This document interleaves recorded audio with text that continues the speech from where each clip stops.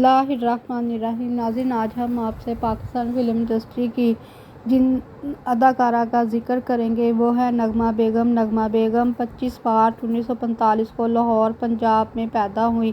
پیدائشی نام آپ کا زبیدہ بیگم تھا۔ نغمہ بیگم نے پہلی بار ہدایت کار ایم جے رانا کی پنجابی فلم رانی ہان میں کام کیا جو 1960 میں جاری ہوئی۔ اس فلم میں انہیں کوئی اہم کردار نہیں ملا لیکن اس کے ذریعے انہیں ایک پہچان ملی۔ نغمہ کی دوسری فلم چودھری تھی جس کے ہدایت کار مظفر طاہر تھے۔ یہ فلم بھی پنجابی زبان میں تھی اور اس فلم میں انہوں نے ہیروئن کے طور پر کام کیا۔ وہ فلم 12 مئی 1962 کو جاری ہوئی تھی۔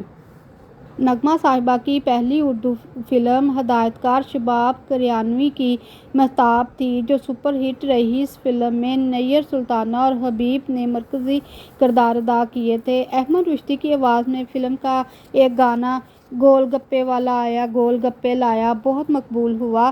اسی دوران ان کی دوسری اردو فلم من کے آنسو 1963 میں جاری ہوئی۔ اس فلم کی ہدایت کار بھی شباب کریانوی تھے۔ فلم کے ہیرو حبیب اور ہیروئن نیّر سلطانہ تھی۔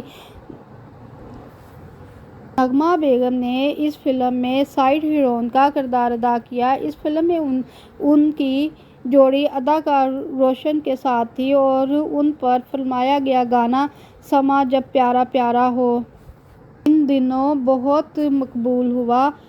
اس کے بعد ان کا کیریئر پھلتا پھولتا رہا اور وہ 1960 کی دہائی کے آخر اور 1970 کی دہائی کے اوائل میں ایک مصروف اداکارہ تھیں۔ 1967 سے 1974 تک نغمہ بیگم اپنی اداکاری کے طور پر عروج پر تھیں۔ اس عرصے کے دوران وہ فردوس، رانی اور رزینہ کے ساتھ سرفہرست فلمی اداکاراؤں میں شامل تھیں۔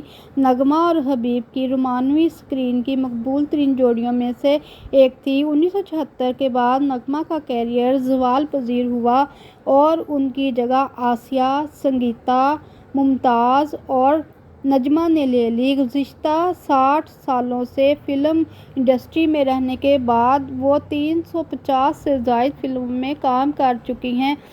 ان کے بعد انہوں نے پنجابی فلم ڈکر گجردہ میں کام کیا جو 2018 میں جاری ہوئی تھی۔